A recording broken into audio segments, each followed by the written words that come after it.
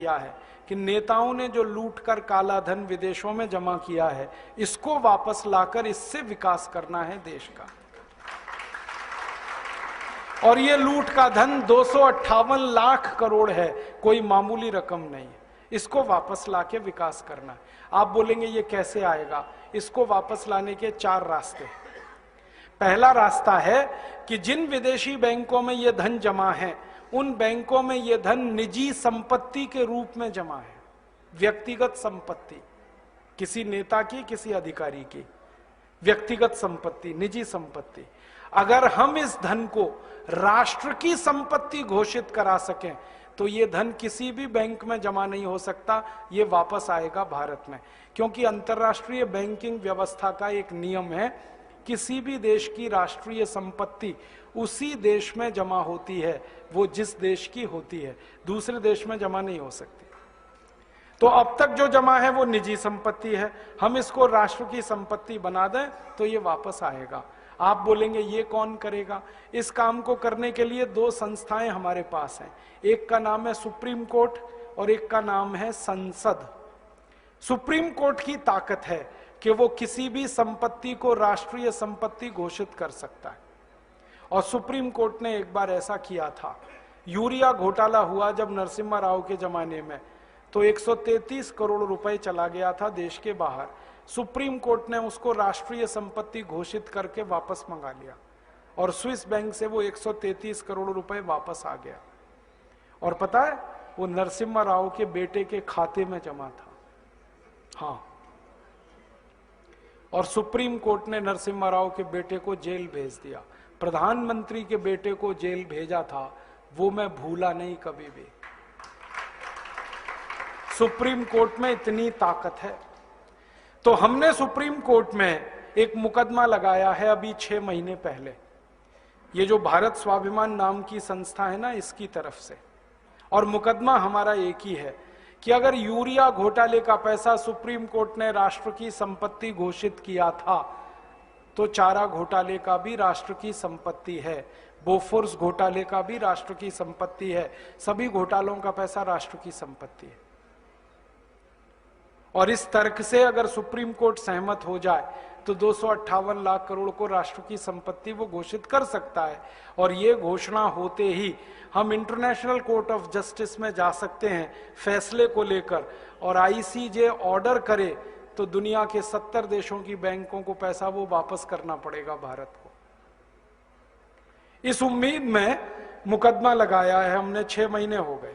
6 महीने तक ये मुकदमा स्वीकार नहीं हुआ, बहस होती रही कोर्ट में, और अब स्वीकार हो गया है। कोर्ट ने तैयार मान लिया कि अब ये मुकदमा सुना जाएगा।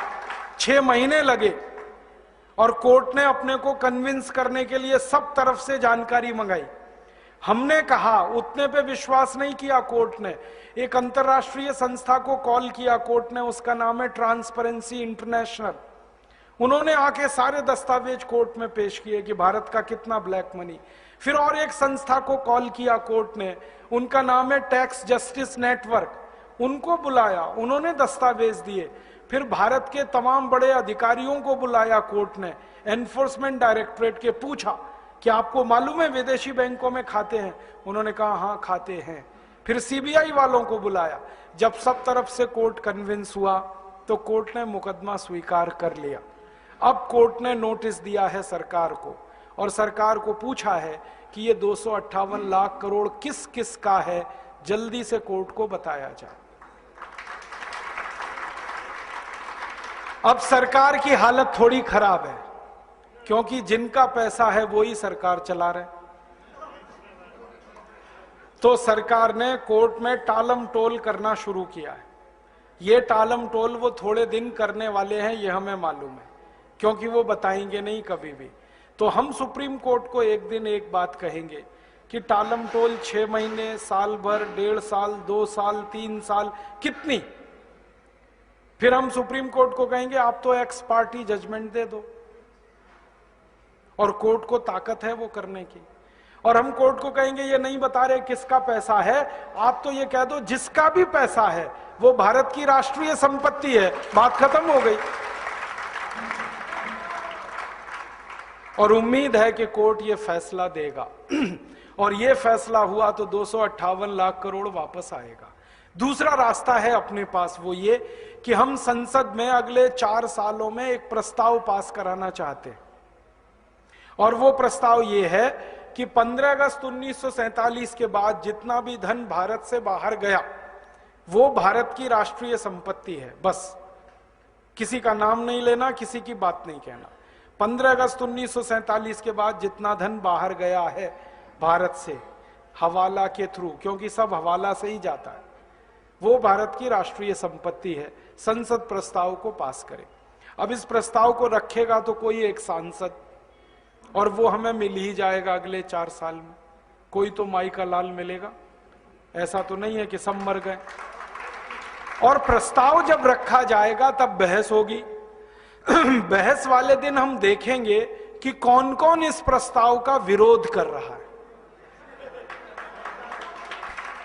जो विरोध करेगा पक्की बात है खाते उसी के हैं, पैसा उसी का है, और सारा देश देखेगा बेईमान कौन कौन है संसद में।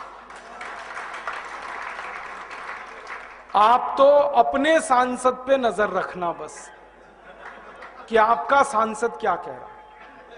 हर एक इलाके में मैं घूम घूम के लोगों से एक ही बात कह रहा हूं कि जिस दिन ये प्रस्ताव आएगा टीवी पर बहस आएगी, क्योंकि अब डायरेक्ट टेलीकास्ट होने लगा है। आप अपने सांसद पे नजर रखना वो क्या कर रहा है, आपको पता चल जाएगा वो बेईमान है ईमानदार है। अब संसद में या तो प्रस्ताव गिरेगा या पास होगा।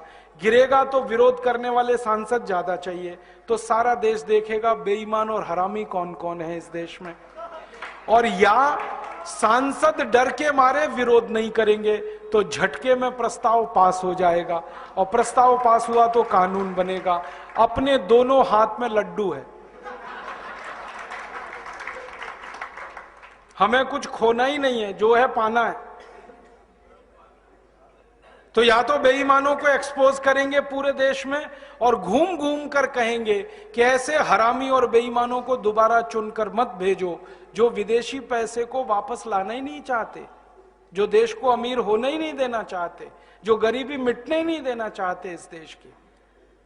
तो या तो उनके खिलाफ लड़ाई शुरू होगी, जंग, और वो आखिरी जंग होगी। या तो वो रहेंगे या तो हम रहेंगे, बीच में कुछ नहीं होगा। और अगर प्रस्ताव पास हो गया तो कानून बन गया, तो पैसा आ जाएगा 258 लाख करोड़। तीसरा और रास्ता है अपने पास, हम इस पूरे 258 लाख करोड़ का ब्यौरा लेकर इंटरनेशनल कोर्ट ऑफ जस्टिस में जा सकते हैं और दुनिया के 70 देशों के खिलाफ प्रतिबंध लगवा सकते हैं। अमेरिका ने अभी ऐसा किया। आपको मालूम है अमेरिका में भी भ्रष्टाचार है, वहां के भी लूटखोर नेता हैं, उन्होंने भी स्विस बैंक में खाते खोल रखे थे। बराक ओबामा ने अभी एक झटके में वो सब ठीक किया है। उसने कानून बनवाया पहले अपने देश में, और वो कानून से पैसा ले आया। स्विस बैंक से 780 अरब डॉलर लाया निकाल के बराक ओबामा, और उसने अपनी इंडस्ट्री में लगा दिया वो पैसा।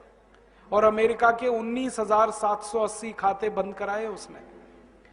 तो ये बराक ओबामा अगर कर सकता है तो भारत भी कर सकता है।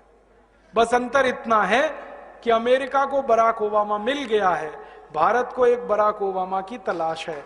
अगले 4-5 साल में मिलेगा, कोई ना कोई तो निकलेगा।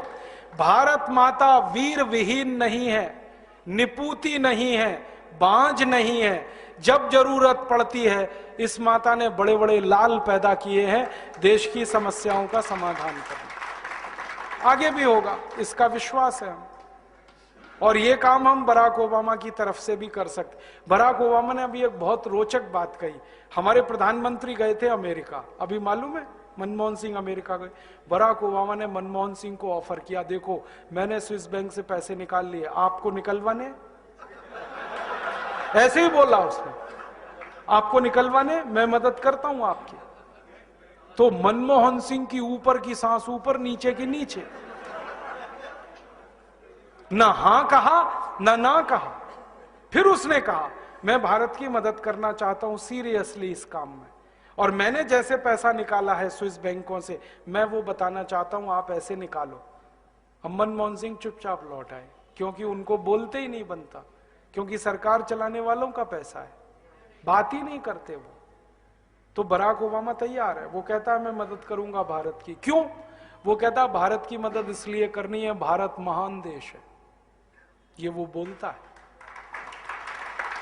और भारत की महानता जब वो गिनाता है ना, तो सबसे पहले कहता भारत बजरंगबली का देश है, हनुमान जी का देश। और वो हनुमान जी का भगत है बराक ओबामा।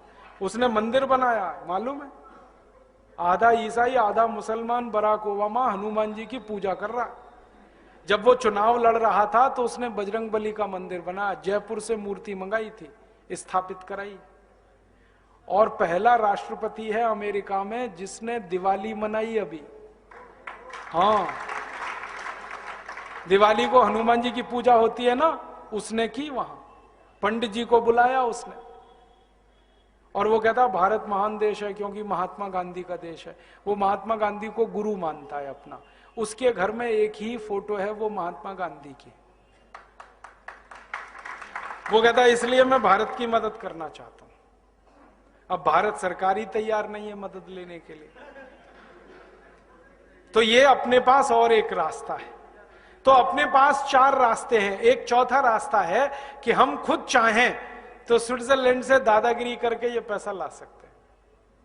स्विट्जरलैंड के पास ना आर्मी है, ना एयरफोर्स है, ना नेवल फोर्स है, छोटा सा देश है।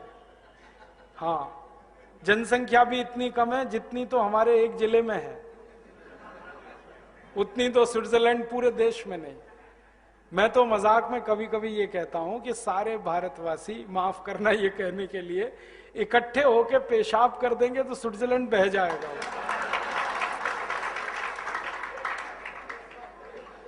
इतना पिद्दी सा देश है। 2 घंटे कार चलाओ तो स्विट्जरलैंड की सीमा खत्म हो जाती है, दूसरे देश में कार घुस जाती है। पुलिस उनके पास है नहीं, आर्मी है नहीं, थोड़ी दादागिरी करो वो तो दे देंगे। अमेरिका ने अभी कहा था उनको कि इराक का ध्यान है, अफगानिस्तान का ध्यान है, वो आपका भी हाल हो सकता है। तुरंत उन्होंने पैसे निकाल के दे दिए, 1 मिनट नहीं लगा। तो अपने पास 4 रास्ते हैं। पहले तीनों रास्तों का उपयोग करेंगे। कानून से वो पैसा लाएंगे, क्योंकि गलत कानून के कारण वो पैसा गया है, तो कानून सही करके उसको वापस लाएंगे। और भविष्य में ये पैसा बाहर ना जाए, इसकी पक्की व्यवस्था करेंगे। पहला कानून